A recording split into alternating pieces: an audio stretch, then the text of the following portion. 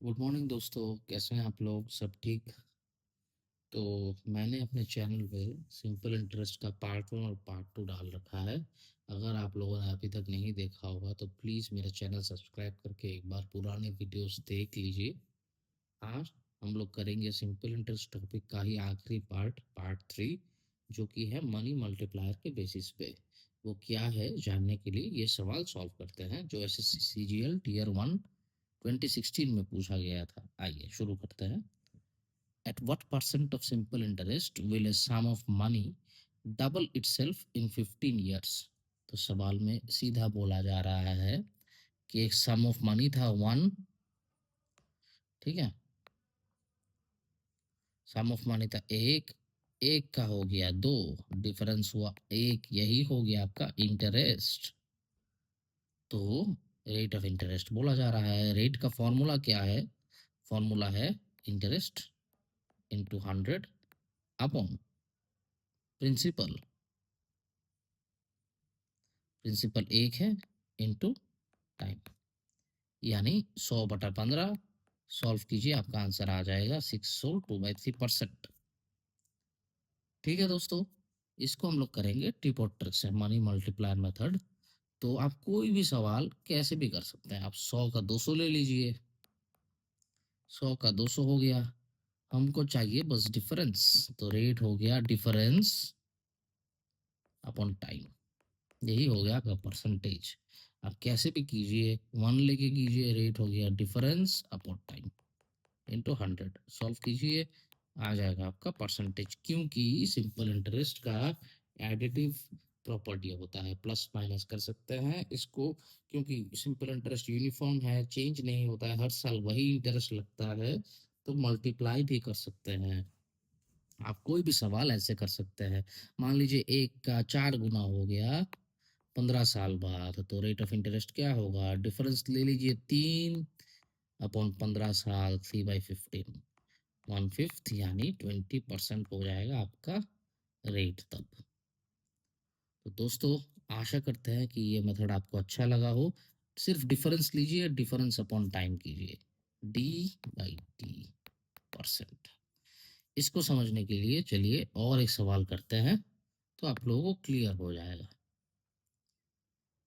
The simple interest, ये भी CGL tier 2 mains में 2015 में पूछा गया था। The simple interest on a sum of money is 8/25 of the sum. If the number of years is numerically half the rate percent per annum, then the rate percent per annum is। पहले हम लोग करेंगे basic method से। तो सवाल में ये बोल रहा है कि इंटरेस्ट जो है वो है 8/25 ऑफ पी, और टाइम जो है, रेट तो रेट है आर, टाइम है R/2। हमें रेट चाहिए। रेट का फॉर्मूला है interest into 100 upon principal into time.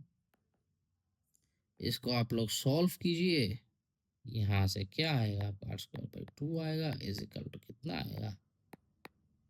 32। यहाँ से आप लोग सॉल्व कीजिए, आर का वैल्यू हो जाएगा 8। ये हो गया आपका बेसिक मेथड। ठीक है दोस्तों, अभी करते हैं हम लोग टिप और ट्रिक से। कैसे करेंगे देखिए। सवाल में ये बोला है प्रिंसिपल है 25, इंटरेस्ट है 8,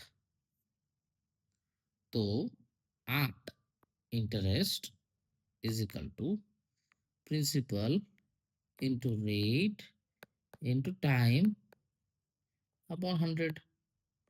ऐसे भी करेंगे तो भी आपका आंसर आ जाएगा चुटकियों में। ठीक है, एक लाइन में आंसर आ जाएगा।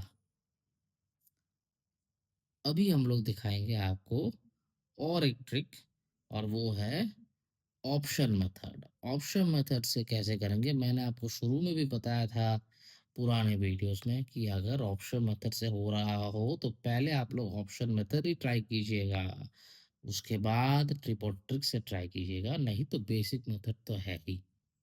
तो ऑप्शन मेथड से कैसे कीजिएगा? पहला ऑप्शन है 8।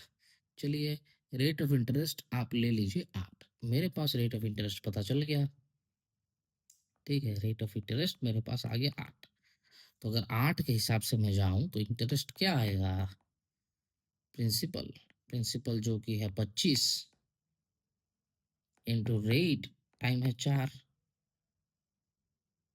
अपॉन 100। तो इसको सॉल्व कीजिए, इंटरेस्ट आया 8 और सवाल में दिया हुआ है इंटरेस्ट 8 ही है क्योंकि प्रिंसिपल 25 था। प्रिंसिपल अगर 25 है, इंटरेस्ट 8 सवाल में दिया हुआ है। आगे आपका इंटरेस्ट 8 यानी रेट ऑफ इंटरेस्ट 8% सही ऑप्शन था। ठीक है दोस्तों, आशा करते हैं कि ये मनी मल्टीप्लाई वाला मेथड जो भी है आपको पसंद आया हो। इन सब सवालों में जो दिया हुआ रहेगा, कोई भी फ्रैक्शन दिया हुआ रहेगा, उसी को आप लोग, जैसे यहाँ पे 8/25 ऑफ सम बोला है, तो नीचे वाला प्रिंसिपल हो गया, ऊपर इंटरेस्ट आ गया। प्रिंसिपल को मान लीजिए, इंटरेस्ट को यही मान लीजिए, सॉल्व कीजिए, आपका टाइम या रेट जो भी पूछा होगा मिल जाएगा। ठीक है दोस्तों, आज इतना ही। कल आप लोगों से एक नया टॉपिक लेकर आएंगे, वो है कंपाउंड इंटरेस्ट। तब तक के लिए गुड नाइट, टेक केयर, जय हिंद।